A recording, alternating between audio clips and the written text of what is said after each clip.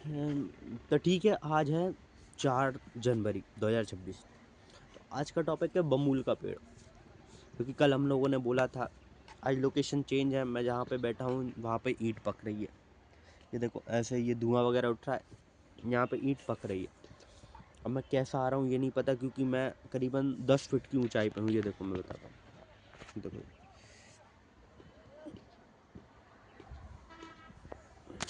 तो मैं ना करीबन 10 फीट की ऊंचाई पे बैठा हुआ हूँ। तो देखो बेसिकली ना बमूल ना हमारे यहाँ का पेड़ नहीं है, क्योंकि हमारे यहाँ ऐसे पेड़ नहीं हुआ करते।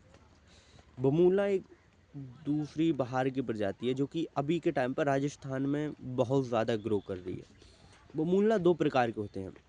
एक बमूल जो होता है जिसके तने में ना जो कांटे रहते हैं वो नहीं होते, और एक बमूल ऐसा रहता है जिसके तने में कांटे रहते हैं, जिसके तने में ही कांटे रहते हैं। वो ना वो कभी इतना ज़्यादा बड़ा नहीं होता, मतलब इतना ज़्यादा मोटा नहीं होता। अगर कहें कि इतना ज़्यादा तना उसका बड़ा नहीं हो पाता जितना कि इस वाले बमूल का हो जाता है, जो जिसमें कि कांटे नहीं होते। तो पहले अपन बात करेंगे जिसमें कांटे नहीं होते। तो ये बमूल ना देखो बेसिकली आप लोगों ने देखा होगा, आप लोगों ने गाद वगैरह खाई होगी। तो गाद ना उसी बमूल की अच्छी लगती है जिसको कट करके बनाई जाती है। वो बमूल एक ही होता है जो कि जिसके तने में कांटे नहीं होते। उसकी पंखियों में जो मतलब जो उसकी छोटे छोटे जो पत्ते यहाँ से निकलते हैं उसमें ज़्यादा कांटे होते हैं, ना कि इसमें कांटे होते हैं इसकी। ठीक है, उस वाले की बाद में बात करेंगे अपन, तो इस वाले की बात कर रहे हैं। तो बेसिकली ये ऐसा होता है, इसको ना मोस्टली हम लोग यूज़ करते हैं इसी इसी बमूल को, क्योंकि ये बहुत मोटा हो जाता है। ठीक है, और ये आग ही मतलब जो आग है बहुत अच्छी करता है ये। तो इसके ना बहुत सारे फ़ायदे हैं। ये ना बहुत ऊपर मतलब बहुत बड़ा भी हो जाता है, बहुत मोटा भी हो जाता है। और इसके ना जैसे कि पतझड़ का मौसम आता है उसी के साथ इसके पत्ते भी पूरे झड़ जाते हैं। मतलब एक हिसाब से पूरा झाड़ बचता है सिंपली। ठीक है, तो ये जैसे पेड़ बिहेव करते हैं, और ये ना अपने आसपास और पेड़ों को उगने देता है। ठीक है, ये वाला इसके कुछ ये एडवांटेज है। और डिसएडवांटेज तो ये है कि मतलब ये कहीं पर भी उग जाता है, कहीं पर भी, जहाँ पर इसका बीज भी ना डालो ये वहाँ भी उग जाता है ना। और इसका एक एडवांटेज और है जिसमें ये गाद लगती है। आप लोगों ने शायद ना खाई हो, जो गांव से होंगे वो रिलेट करेंगे। जी, इसमें ना गाद बहुत ही अच्छी होती है, जो कि बहुत ही टेस्टी और बहुत सी मेडिसिनों में काम आती है ये। अब ये मुझे एग्जैक्ट नहीं पता कि किस किस चीज़ों में ये काम आती है। तो ठीक है, ये बमूल ये बमूल है। अब आते हैं दूसरे वाले बमूल पे, जो कि जिसके तने में ही कांटे वगैरह रहते हैं। ये ना राजस्थान इलाके में बहुत ज़्यादा बढ़ता जा रहा है, ये झाड़ का झाड़ हो जाता है पूरा। ये इसका आपने एक ज़रा सा भी अगर कहीं पे आपसे गलती से वो बीज गिर गया तो आपकी पूरी ज़मीन को ये पूरी कवर अप कर लेगा।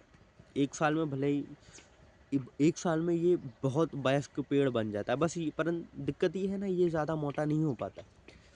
ये कुछ मतलब कुछ हद तक ही हो पाता है, ज़्यादा मतलब चौड़ाई में नहीं हो पाता, क्योंकि ये ना फैलाव में ज़्यादा वो रहता है। पता चला एक साल में इसके अपने एक भी पेड़ नहीं हुआ, उस बंजर ज़मीन पे 100-150 पेड़ उग गए। तो ऐसा कर करके ना इसके पेड़ बहुत ज़्यादा उग जाते हैं। और ये पेड़ ना कभी भी सूखता नहीं है, जैसे कि पहले वाला बमूल था जो पतझड़ के मौसम में सूख जाता था। ये पतझड़ के मौसम में नहीं सूखता। इसमें ज़्यादातर चिड़ियाँ घोंसला भी नहीं बना पाती, क्योंकि इसकी हर एक डाल में हर एक जगह पे कांटे होते हैं। इसके तने से लेके डाल हर एक जगह पे पत्ते मतलब कांटे रहते हैं, और इसके पत्तों में कांटे नहीं रहते। और कांटे भी हल्के फुल्के नहीं रहते, कांटे भी इतने मोटे मोटे कांटे रहते हैं इसमें। एक बार लग पाया तो जय श्री राम होना ही है। और और ये ना आसपास अपने जो इसके नीचे की ज़मीन है वहाँ पर किसी भी चीज़ को उगने नहीं देता, ना ही ये फसल को बढ़ने देता है, ना ही किसी अदर पेड़ पौधे को ये बढ़ने देता है। ये सिर्फ खुद के ही जीवन में मस्त रहता है। इसकी गाद भी खाने लायक नहीं होती।